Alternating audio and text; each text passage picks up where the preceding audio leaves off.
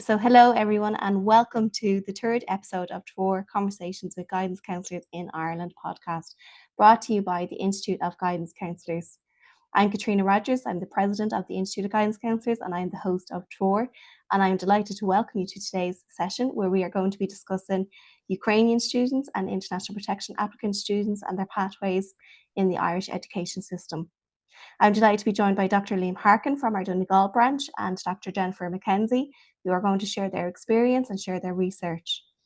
I'd like to thank the Irish Refugee Council for preparing the answers to these questions, and I'd like to point our listeners to their website, irishrefugeecouncil.ie, where you can sign up for a newsletter and find out further information. So, Liam, you've contributed to the first ever IGC podcast, but for anybody who may have missed it, would you mind please introducing yourself again? Good morning, everybody, and thank you, Catríona. As you said earlier, Catríona, I'm a guidance counsellor living in Donegal. I'm a member of the Donegal branch, and I represent the Donegal branch on the National Executive. So I'm retired for the past 2 years. I'm currently working in a small private practice. I've worked in guidance for 30 years. In various sectors. I started off in a private fee-paying school in South Dublin, and then I was seconded to the National Centre for Guidance and Education. And after that, I moved to Donegal and I got a job as a guidance counsellor in a large JESH community school where I stayed for over 20 years. And there I coordinated a team of 5 guidance counsellors. So I've a varied experience in guidance, and but I'm quite happy now to take things a little bit easier in retirement. Thanks, Liam. And Jennifer, you are very welcome to our podcast for the first time, hopefully not our last time.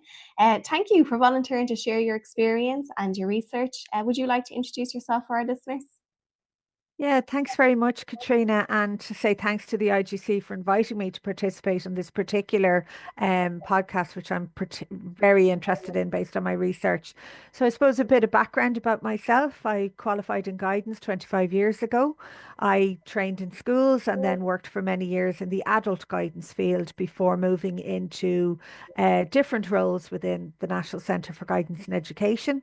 I was the director there until its closure in 2022. As part of that work, I led the development of the national programme that is the whole school guidance framework that, you know, I know the department still advocates for in schools. And we also, I led the development of the programme recognition framework, which led to the standardised training of guidance counsellors around the country. So it's a lot of work we were very proud of there.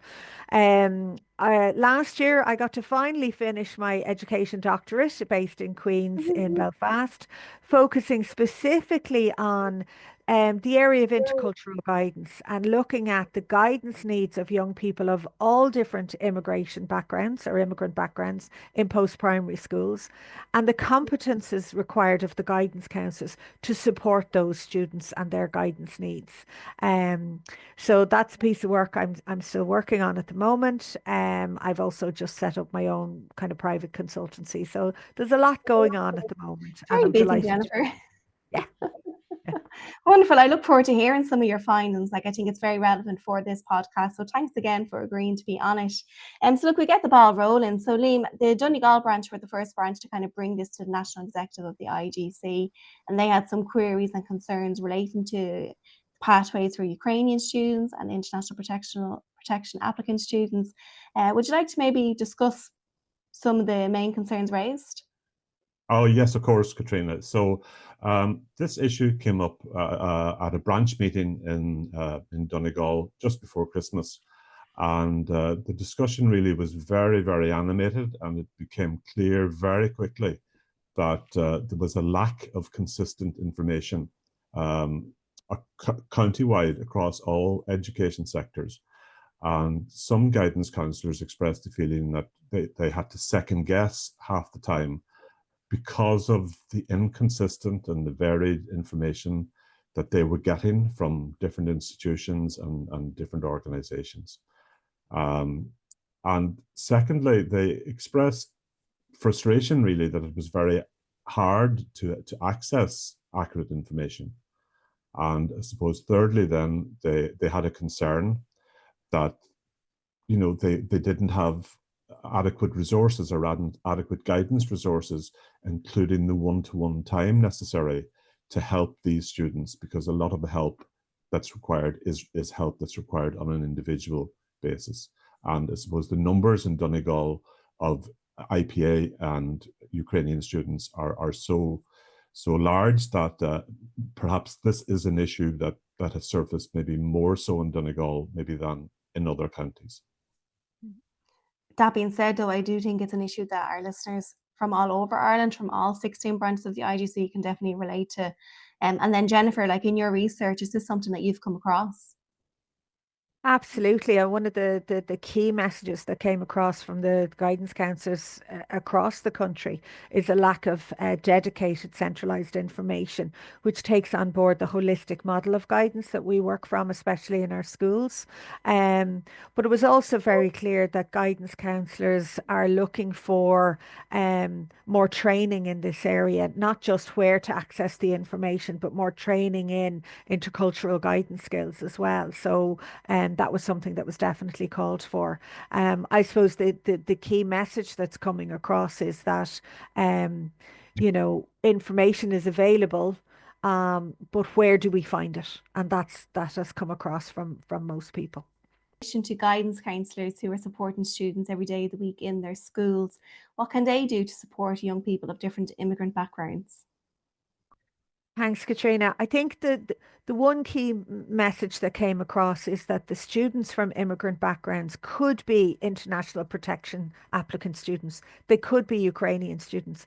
They could be students whose parents and they are living in Ireland under work visa situations. They may be other EU citizens from other EU countries. So while they are from immigrant backgrounds, their individual circumstances are very, very different. So it's really crucial that the guidance counsellor takes an awareness of this in their class planning and looking at maybe there might be a small group of students. You may have 8 Ukrainian students or 16 international protection applicant students. Maybe under your whole school guidance planning, you could look at the guidance for some approach and take a small group approach for those particular students and their parents or guardians so that you could focus with them on the information that's relevant to them. Because the reality of it is treating every student equally by providing all the same information for everybody is not treating them with equity. And I'm always aware that guidance counsellors want to make sure they do the best for their students. So that would be one thing that would start the ball rolling on making sure they're providing direct support to those students that really, really need it. I think that line there about equity is so important because, like, we do say equality a lot, but sometimes it's actually equity that you mean. Yeah. And then just in terms of parents and guardians, like how would you suggest that guidance counsellors bring them on board?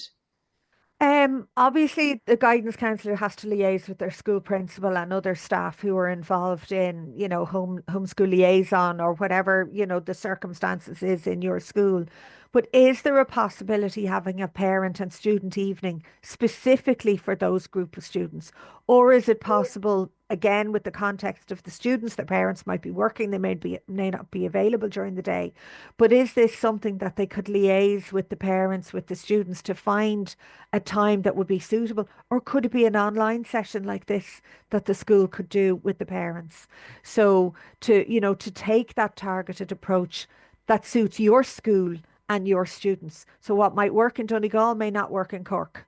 But to look at what might be the best way to do it. But to really target those students and those parents, and also to really explain that here's the information that's available to us now, with the circumstances that you guys are in now. It's different from last year. It might be different next year. But my role as the guidance counsellor is to help you to navigate that in the best way that I possibly can, and to have the confidence to kind of provide that information and say, it might change and I can't change that it will change, but I will be here to help you figure that through.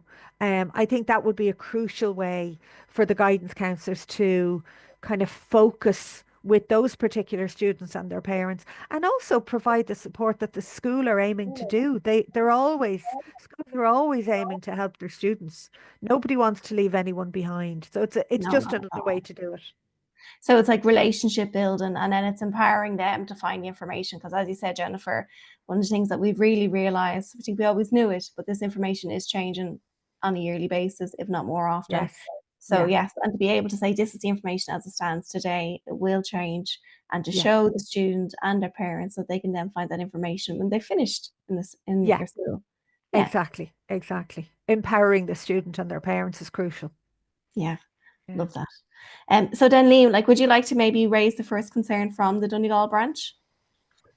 Okay, well, as we said earlier, there were lots of concerns. So one of the big concerns really, I suppose, is that it might be very helpful to get some clarification on the situation of IPA students who, let's say, have only been resident in Ireland or maybe in the EU for less than 18 months. And are these students eligible to apply for SUSI? Yeah. So Liam, we put these questions to the Irish Refugee Council, and they've given us the information here. So I'm just sharing the information with our listeners and with our members. And I want to thank the Irish Refugee Council again for taking the time to answer the questions. But we have been informed that international protection applicant students are not eligible to apply for SUSI. So only students who have a stamp 4 and have been resident in Ireland for 3 years are eligible. So if they have been residing in a different EU country and have a stamp 4, they are not eligible. They must have been residing in Ireland for 3 years and have that stamp 4 before they can apply for SUSI. Okay, and how about Ukrainian students then who may not have met the residency criteria? Can these students apply for SUSI? So there's a totally different scheme then again for the Ukrainian students. So Ukrainian students are urged, and guidance counsellors working with Ukrainian students are urged to look at the irishrefugeecouncil.ie/Ukraine students in Ireland, because there's a different funding mechanism available to those students that's not available to other students. And then just I think maybe the challenging thing about that is that it does change on a yearly basis. And also that it can be a little bit uncertain for students and parents while they're waiting to see, is this step going to be expanded into next year? Just wondering, Jennifer, would you have any thoughts on that?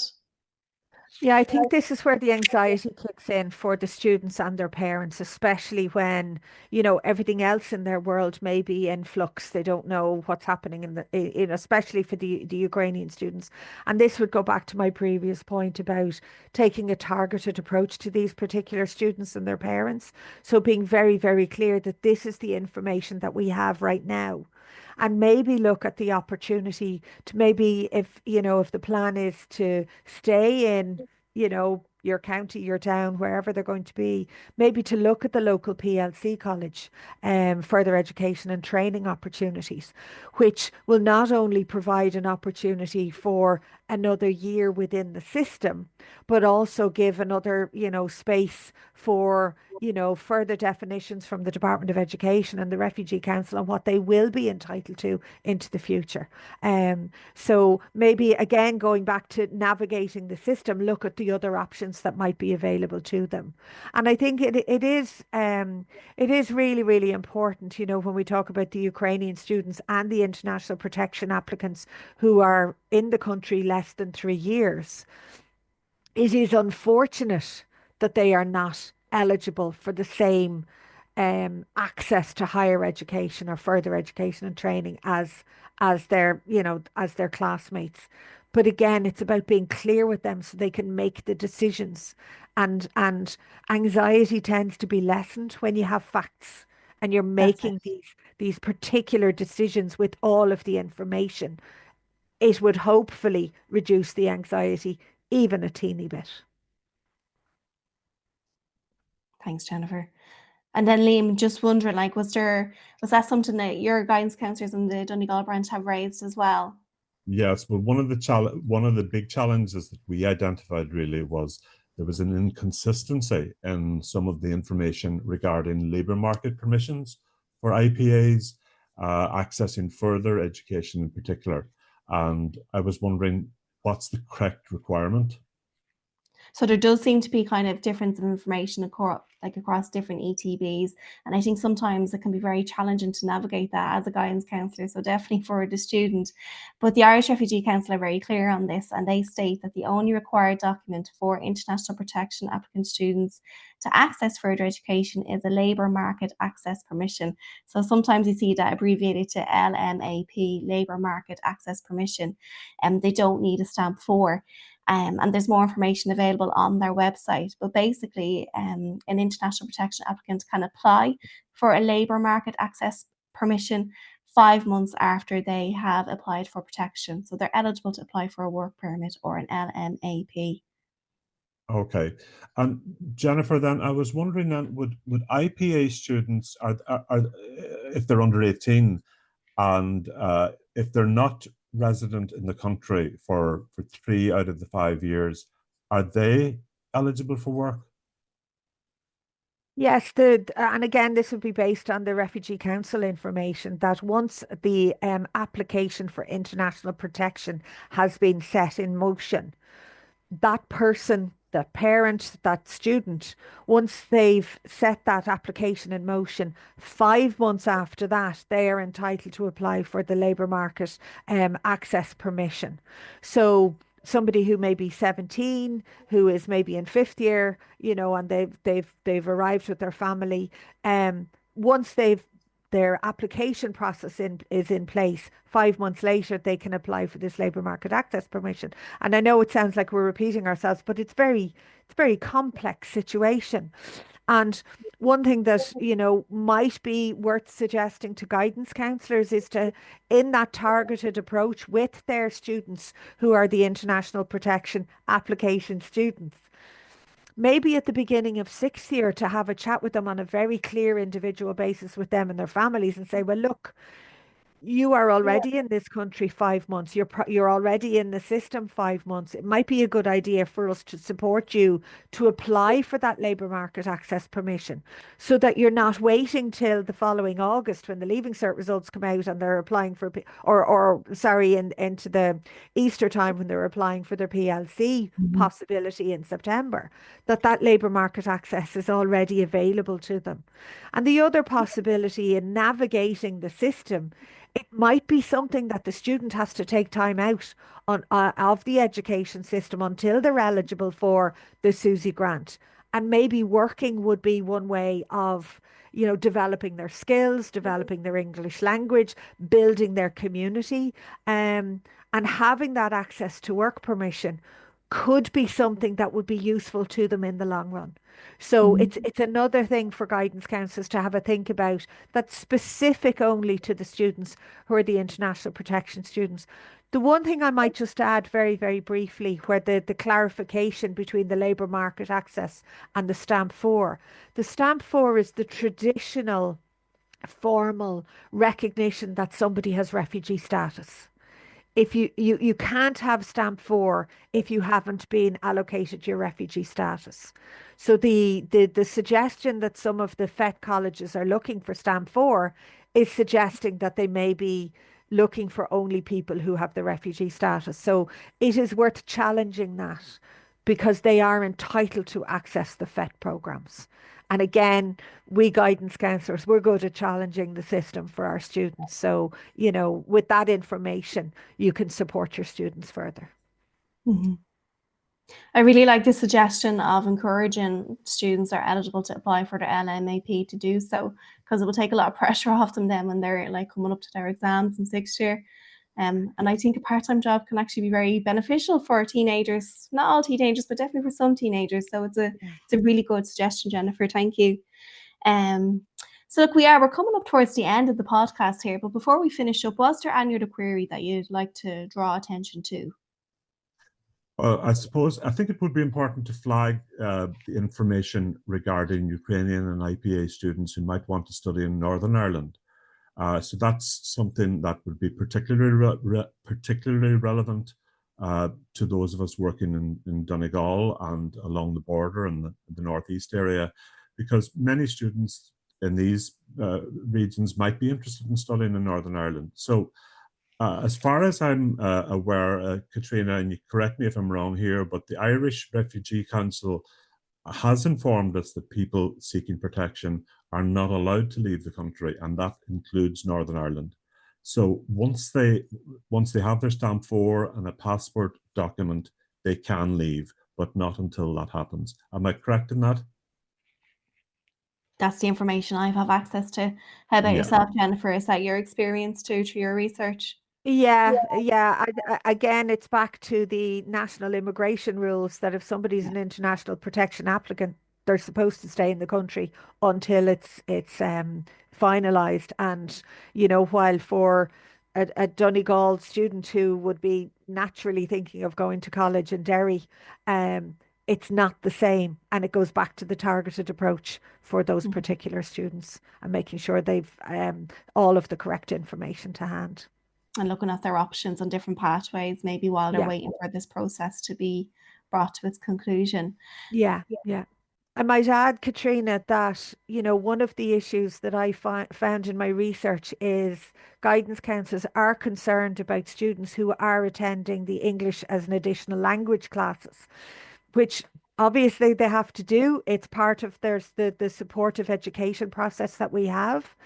But the difficulty can be twofold. One is some institutions require an English language proficiency test for students who are accessing or applying to their institutions. And again, on an individual basis, the guidance counsellor is going to have to check that with each individual institution for their student. But also to keep in mind that if a student is attending their additional English class, they may be missing out on the science class. They may be very good at science, and you don't necessarily need all the language skills for your science or your maths class. So sometimes this can affect ultimately their career choices. So maybe to keep this in mind when supporting the student to look at what are their career choices, and maybe again in the whole school approach, speaking with the school principal about how can we support this student to stay in the science class if that's what they really want to do. Can we arrange the EAL class at a time that might suit them? So it's twofold. It's their applications beyond school and their actual education within the school that can be affected by their language. And a final point there would be to remember that students for whom English is not their mother tongue, it's not their first language, they shouldn't be doing psychometric tests. Psychometric tests that we have are in English. And it's a test of their English proficiency, not their actual aptitudes. So maybe to keep that in mind as well. Thanks, Jennifer. And then really just to kind of highlight that different institutions will have different regulations for the English proficiency test. So it's going to be up to the guidance counsellor and the student to kind of check in with each individual institution. Yeah. One of the things I thought was important to highlight was just their Ukrainian students' eligibility to apply for the HERE scheme. And there is information on this on the Irish Refugee Council website, but I actually think that the accesscollege.ie website is very helpful. And they state that Ukrainian students are welcome to apply for HERE for reduced Irish Leaving Certificate points entry into higher education institutions. But they do point out that HERE is not providing any sort of financial support for students. So I think it's good to note that. Yeah, it's also important to note, Katrina, that I think they also state that the Ukrainian students must fulfill the HERE scheme's eligibility criteria in order to be considered for a reduced points offer. So that would include the provision of necessary supporting documents. And I'm just thinking that this could potentially be a real barrier for some Ukrainian students who are unable to provide these documents. Yeah, I think you're well right there, Elaine. Look, just before we do finish up, I'm wondering, is there any final comments or any final information that you'd like to share? Yeah, I know there are a lot more questions I suppose we could have tackled within the short time available, but I would just like to thank the Donegal branch for bringing this topic up for discussion at the branch meeting, and for passing on the queries to you, Katrina, who engaged with the Irish Refugee Council in seeking answers. And I think all of this just shines a light on the challenges facing guidance counsellors on a daily basis with students of varying backgrounds and varying needs, who who have increased need for one-to-one guidance appointments. So that's going to be an ongoing issue. Thanks, Liam. And yourself, Jennifer? Yeah, I think I'd add to that what Liam is saying there, that, you know, from my research, it's very, very, very clear that guidance counsellors are genuinely concerned about their students from, well, they're always concerned about their students, but particularly students from various immigration backgrounds. And they're trying their best, and they're trying to do, you know, to provide the correct information. And just to assure them, unfortunately, they're not alone in that feeling that, am I doing the right thing? Perhaps bring it to supervision. It would be a useful possibility to bring in these discussions in supervision, if that was possible in your supervision group, and also looking at you know, the whole idea of targeting those particular students within your whole school approach would be one way of, you know, recognizing that you're doing and providing the best you possibly can within the limits of the system that we're currently working in. And that once the parents and the students understand that and are clear that you are doing your best to help them, I think that will take some of the anxiety away for both the guidance counsellor and the students. I think that's a lovely message, Jennifer, as well, there, to be confident that you're doing your best. That's all you can do. It's a challenging situation for all involved, but I would love our guidance counsellors to know that you are doing your best. And we really do appreciate all the work that you're doing for the benefit of our learners. So look, I would like to thank Liam and Jennifer for participating on today's podcast and for sharing your experience and your knowledge. I feel like this is a topic that perhaps we might need to revisit in the future, because there's an awful lot more to be discussed and to learn from each other. I also want to thank the Irish Refugee Council for submitting the answers for us that found the basis of today's conversation. For further resources, I would urge all members to get in touch with the IGC head office. We are going to put the questions up on our website. And then finally, if any of our IGC members have any questions or they have any suggestions for a podcast, please do get in touch with our head office, and we would love to have you involved. So join us next time on Treoir Conversations with Guidance Counsellors.